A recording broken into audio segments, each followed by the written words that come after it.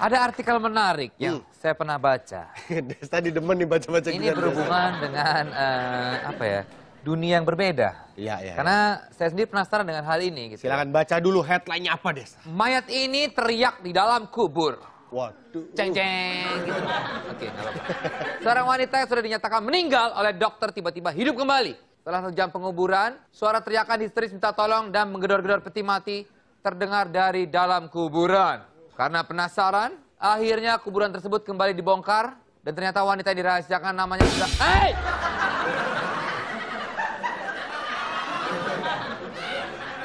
Saya udah nggak mood lagi. Udah nggak mood.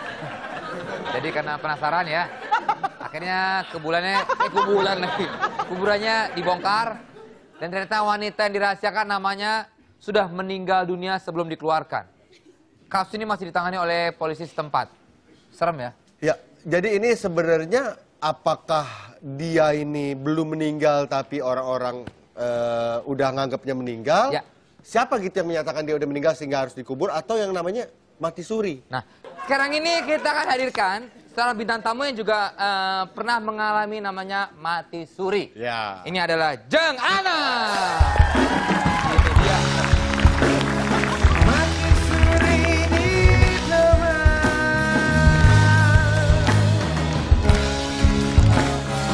mati suri di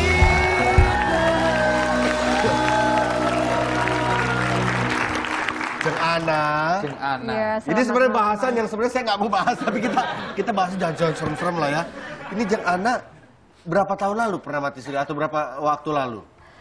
Sebenarnya kalau untuk masa lalu yang memang pernah Jeng Ana alami itu masih di usia 8 tahun. 8 tahun? Iya. Masa lalu. Pada saat sebelum terjadi kejadian itu, Jeng Ana memang pernah mengalami 1 tahun dalam keadaan sakit.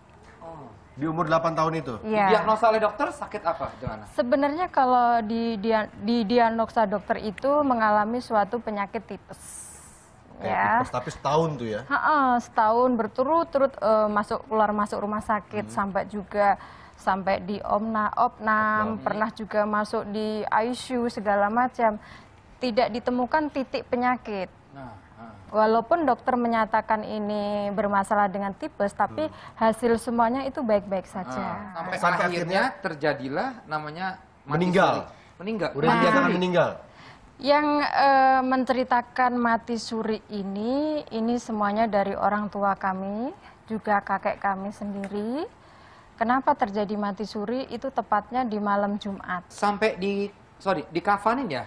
Belum Mas, tapi Jeng Ana masih semuanya ingat waktu malam Jumat itu Jeng Ana juga habis sholat maghrib. Jeng Ana itu masih sempat ingat denger orang ngaji, tapi Jeng Ana itu seperti ngering, seperti orang kepanasan gimana sih, kayak badannya itu mendidih gitu, menggigil ya.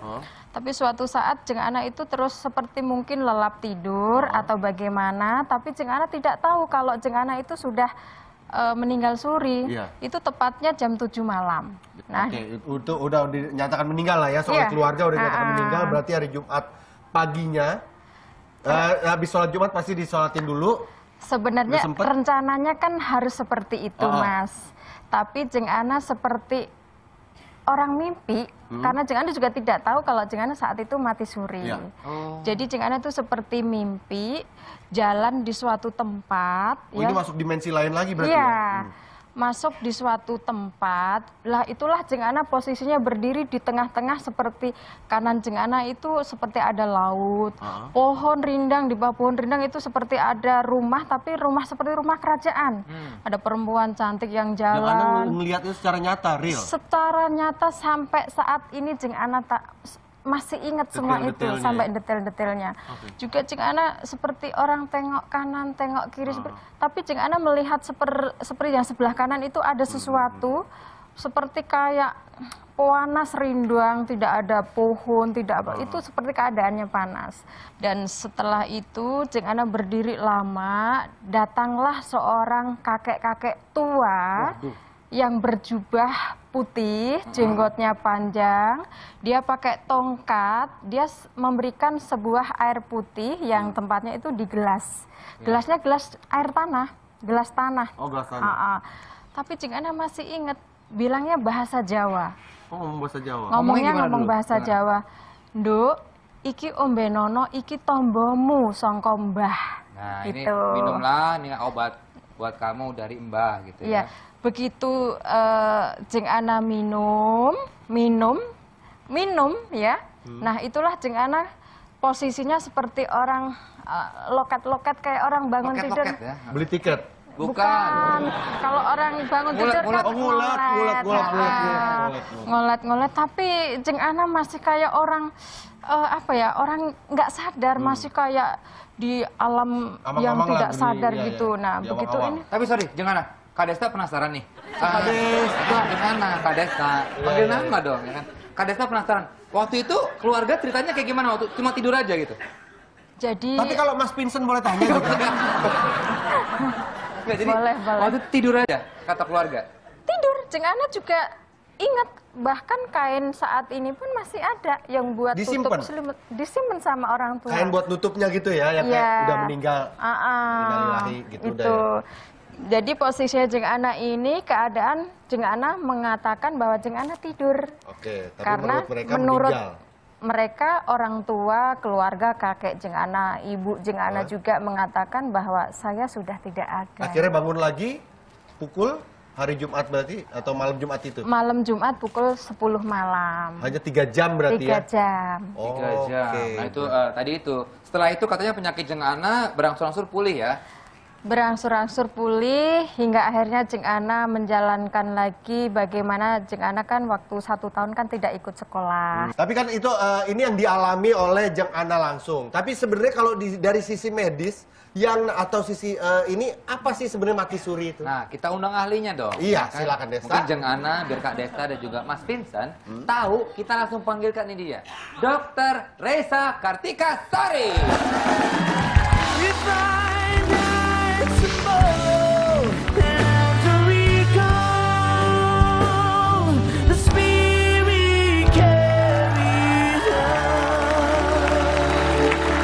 Dokter yang sangat cantik sekali nih ya. Dokter cantik, ini mau nanya nih. Hai. Mati suri, itu sebetulnya secara medis tuh apa namanya mati suri itu? Sebenarnya nggak ada secara definit mati suri itu nggak ada. Cuma memang yang disebut mati, benar-benar mati itu di dalam medis itu namanya mati batang otak. Mati apa? Batang otak. Batang otak, Vincent ah. Enggak sebenarnya batang. Iya, kelihatan di mukanya nih.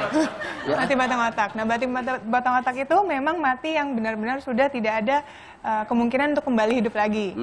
Nah, kalau mati suri itu kemungkinan besar memang dia itu masih ada aktivitas di tingkat sel. Jadi secara kasat mata nih kita lihat bahwa oh ini orang tidak bernafas lagi, orang ini sudah nggak ada, Denyut nadi udah nggak ada. denyut jantung udah nggak ada. Tapi kita nggak tahu pasti kenapa di tingkat selnya itu masih ada aktivitas. Jadi organnya sebenarnya masih hidup. Kalau dari sisi medis, hal yang terjadi sama Jeng Ana ini, dok, apa yang dinamakan itu? 3 jam. Ya. Dia udah sakit selama 1 tahun ya? Iya betul. 1 tahun sakit nggak jelas, kurus bener-bener tinggal tulang sama kentut doang. Rambut Nggak usah pakai kentutnya di ya, bawah. kayak istilahnya kan istilahnya gitu ya kalau orang dulu ngomongnya. Iya. Badan kurus sama tinggal tulang sama kentut. Logika medisnya, Ya. otak nggak dapat oksigen 3 menit aja, itu udah ada kerusakan permanen di otak. Waduh.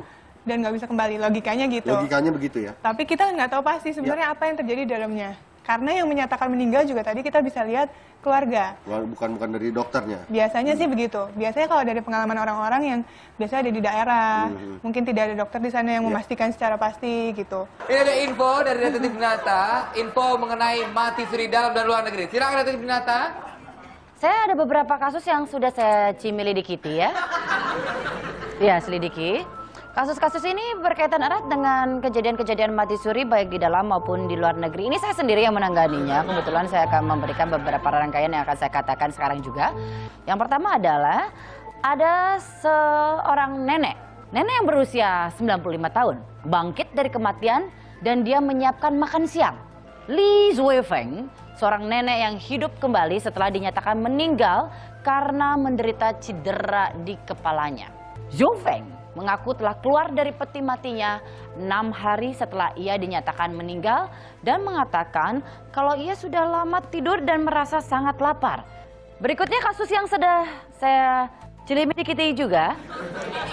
Ya, maksud saya itu Kevin Santos, bocah yang berusia 2 tahun meninggal dan kemudian dimakamkan dengan peti terbuka.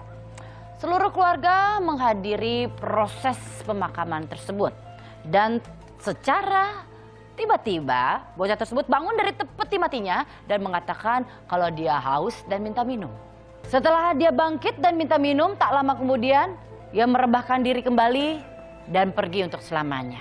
Baiklah, ada juga seorang bayi yang hidup kembali setelah 12 jam di kamar mayat. Bayi milik Analia Butler lahir di 3 bulan lebih cepat dari waktu yang seharusnya. Bayi itu pun dinyatakan meninggal saat lahir. Namun ajaibnya setelah 12 jam kemudian sang bayi kembali hidup meski sudah disimpan di dalam lemari pendingin mayat. Dan bayi tersebut diberi nama Luz Milagros yang artinya keajaiban kecil. Ih, saya merinding. Saya yang menyelidiki itu, saya. Tapi saya merinding aja.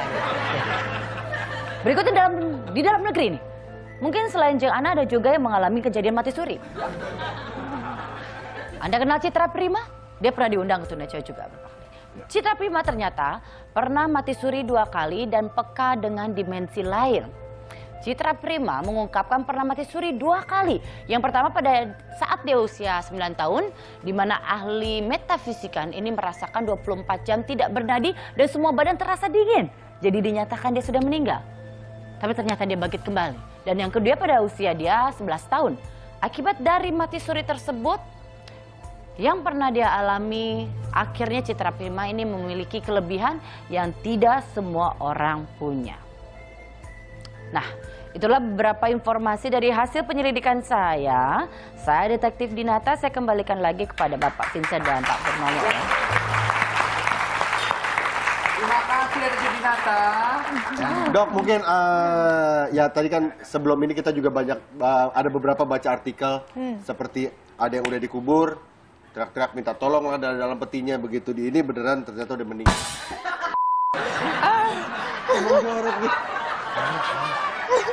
Harus tenang, Desta, tenang. Sorry Jeng Ana ya. Itu aura yang tidak baik. Ya, bisa dirasakan ya. Oke. Dokter Esa lanjutkan silakan. Apa yang kira-kira ya tetap harus ada dokter ya untuk menentukan bahwa kondisi seseorang itu dinyatakan betul-betul meninggal. Yang paling mudah dilihat sebenarnya refleks batang otak itu dari pupil. Kalau misalnya refleks pupilnya itu diberi cahaya dia udah nggak ada reaksi, itu menandakan bahwa batang otaknya memang sudah nggak bisa berfungsi. Nggak bekerja ya. Gitu, jadi benar-benar udah mati. Jadi kalau mata misalnya pupilnya dilihat udah nggak ada tapi bisa hidup lagi udah nggak mungkin itu berarti ya? Sebenarnya secara Medis sudah nggak. medis sudah nggak. Cuma masalahnya satu, gerakannya itu kan bisa sangat kecil. Kalau kita lihat dengan mata, semua orang bisa beda-beda. Ada yang menafsirkan, oh ini udah nggak gerak. Ada yang menafsirkan, oh ini masih gerak, kayak gitu. Jadi memang agak sulit, apalagi kalau gerakannya, reaksinya, refleksnya tinggal minim.